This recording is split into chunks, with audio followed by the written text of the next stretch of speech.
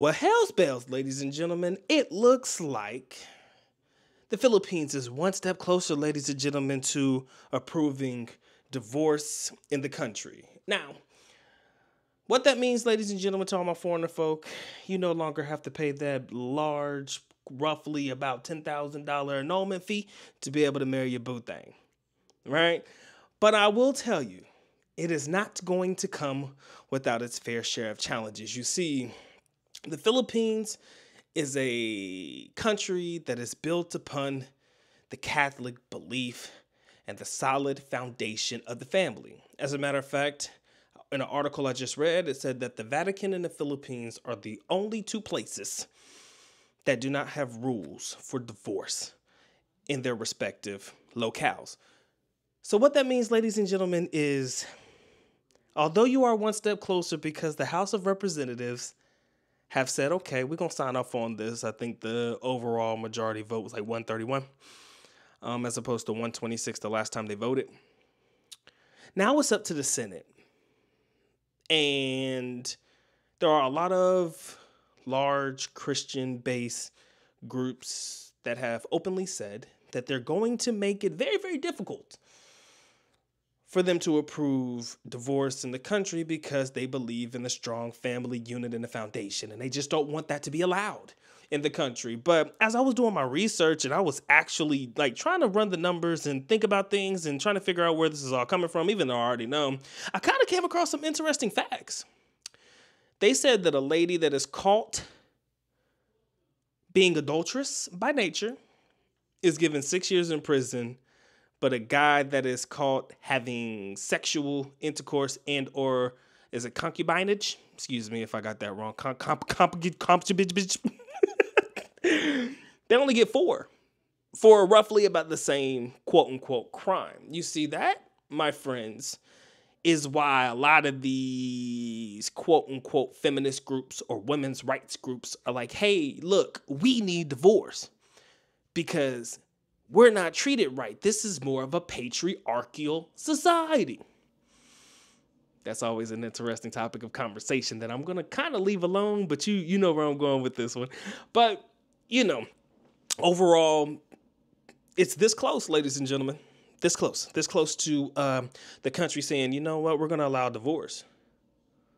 Now, what does that actually mean for the country? I can imagine that line being wrapped around the building, full of young ladies that just can't wait to relieve themselves of their significant others. You see, what's also interesting is the reason or the overall scope and objective for why this bill is pertinent to a lot of women is because they said in the article that I read that it was to relieve these young ladies from their abusive relationships.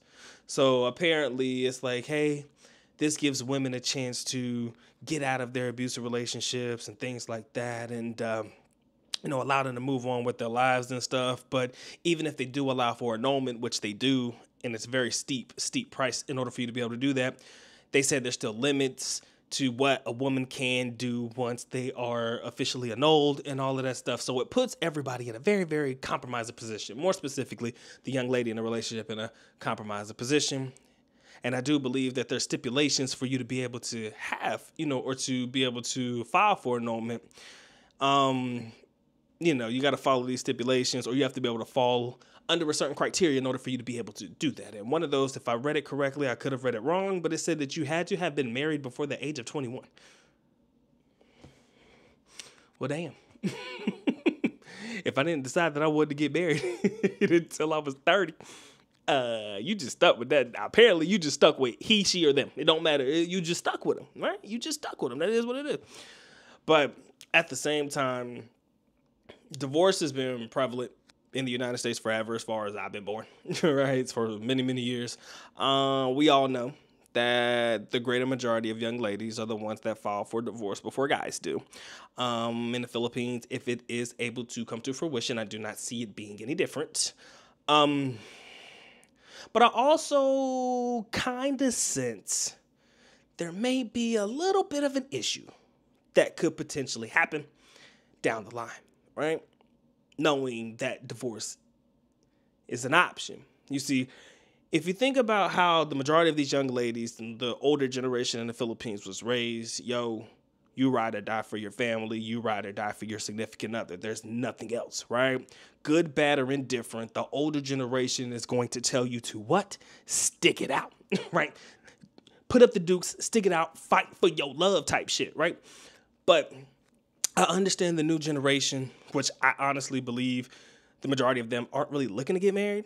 From what I've seen and from what I've been able to experience from my time in country, a lot of them ain't really looking for marriage, but then a lot of them are, right? It just depends on how you were raised and who you were raised with, right? The older generation, it's interesting because the older generation tends to pile on the idea of marriage and kids. If you're not in school, what are you doing? You need to get married. You need to have kids, right? They pride themselves on family. Right? Family structure, family dynamic, having kids is damn near everything. Everything to them. But at the same time, growing up and seeing where things are today, I am under the assumption that the greater majority of young ladies are not looking to get married. And that's okay. Right? I mean, there's a lot of reasons why you wouldn't. Maybe they've experienced things at a younger age where they've seen older people in older relationships and they've seen the types of things that happen that kind of deterred them or, kind of have them shun away from it. Maybe it's just something they've seen with the dynamic between their mother and father. It could be any reason why they're choosing not to get married. So even if divorce is a thing, I kind of feel like people aren't marrying, especially in the Philippines, at the same rate as they did once before. That's across the board. You can say that in the United States. You can say that from anywhere. But people just aren't getting married like they used to before. Right? A lot of people are comfortable with the idea of just being living boyfriend or girlfriend. Right? I personally don't see something wrong with it, but I can almost guarantee there is a Lola, a Lolo, Tita, somebody in the background chirping in your ear talk about, this ain't right in the eyes of God, right? So they're going to put this religious pressure on you. You need to be a family. You need to have a family. You need to be a family. Have babies and shit. And I have to respect it when I hear a lot of young ladies say, that's not the play. That's not the play for me, right? So even if divorce is an option, a lot of young ladies ain't even going to go for that. A lot of them don't even want kids. That's crazy, right? Greater majority of them still do. Right? A lot of them don't, but a greater majority of them still do, especially if it's a half-breed baby. Just going to be honest with you. There's just something to marvel at when it comes to a baby that is half Filipino and something else. Again, going back to a video that I previously put out, if you know, then you know. But at the same time, it's like you can give divorce as an option. And I'm pretty sure quite a few families will be broken up as a result. But what scares me is, like I said, if you allow divorce, the trend towards the over abuse of divorce is likely what I see coming. Again, this is only a personal opinion.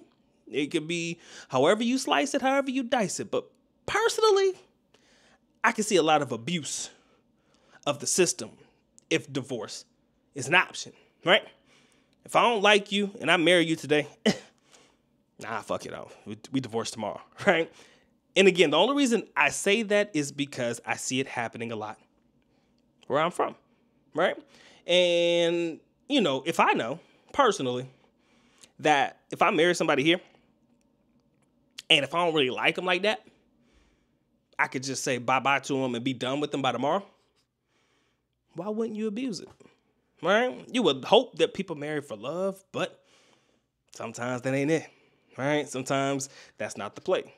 A lot of the times nowadays, people ain't marrying for love. People could give a fuck about love, right? What can you provide for me? What can you do for me? Type shit.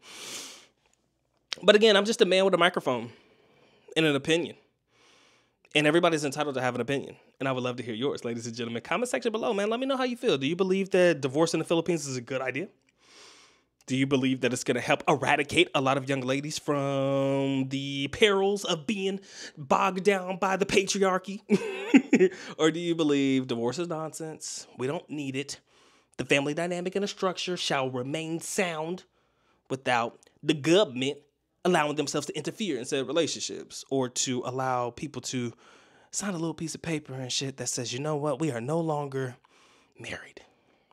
Let me know in the comment section below. It's been a good time, man. Y'all take care. Y'all stay blessed, man. Talk on to the next one. Peace.